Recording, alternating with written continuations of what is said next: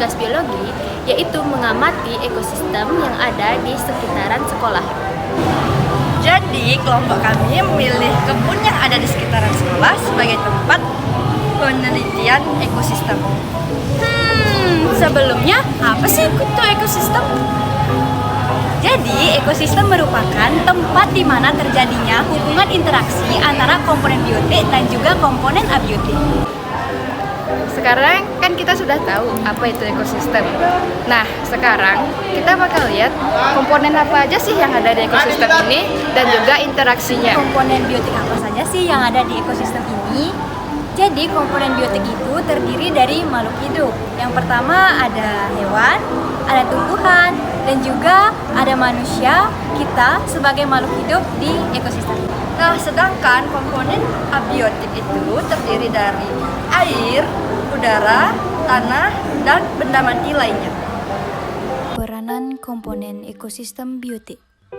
Salah satu peran tumbuhan dalam ekosistem yaitu sebagai produsen utama dalam ekosistem.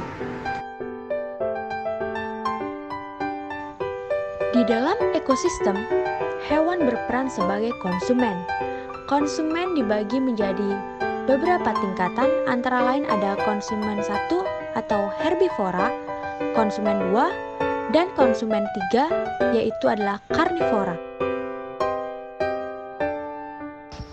Peranan manusia selain sebagai konsumen juga berperan untuk menjaga keseimbangan ekosistem. Peranan komponen ekosistem abiotik. Tanah berperan sebagai tempat penyimpanan bahan organik yang berfungsi sebagai makanan untuk pertumbuhan tanaman.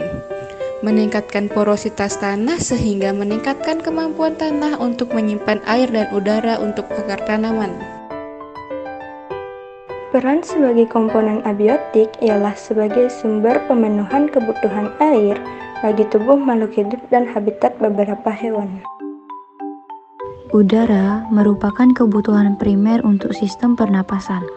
Pernapasan membutuhkan oksigen dan menghasilkan karbon dioksida.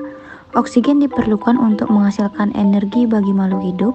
Karbon dioksida diperlukan oleh tumbuhan untuk proses fotosintesis. Nah, jadi rumusan masalah pertama yang kita temukan di sini yaitu mengapa tanaman anggrek bisa menempel pada inangnya. Jadi, hipotesis yang kami dapatkan yaitu tumbuhan anggrek dapat bertahan hidup jika dia menempel pada tumbuhan inangnya. Hipotesis kedua kami yaitu interaksi yang terjadi antara anggrek dan juga tumbuhan inangnya yaitu simbiosis komensalisme. Di sini saya akan menjawab hipotesis yang pertama, yaitu tanaman anggrek dapat bertahan hidup jika menempel pada tumbuhan inangnya. Tetapi hipotesis itu kurang tepat karena tanaman anggrek juga dapat bertahan hidup jika dia tidak menempel pada tumbuhan inangnya. Contohnya seperti ini, dan juga ini. Di sini saya akan menjawab hipotesis kedua. Di sini ada tanaman kamboja dan juga tanaman anggrek.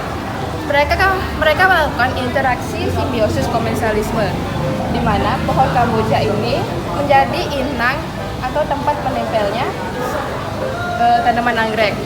Dan tanaman anggrek ini menempel di tanaman kamboja. Untuk pohon kamboja ini tidak merasa dirugikan. Jadi, kesimpulannya adalah ekosistem merupakan tempat di mana terjadinya hubungan interaksi timbal balik antara makhluk hidup atau komponen biotik dan lingkungannya yang disebut komponen abiotik. Masing-masing komponen dalam ekosistem memiliki peranan tersendiri. Selanjutnya, contoh interaksi yang kami amati adalah interaksi antara anggrek dan tanaman kamboja yang membentuk simbiosis komensalisme.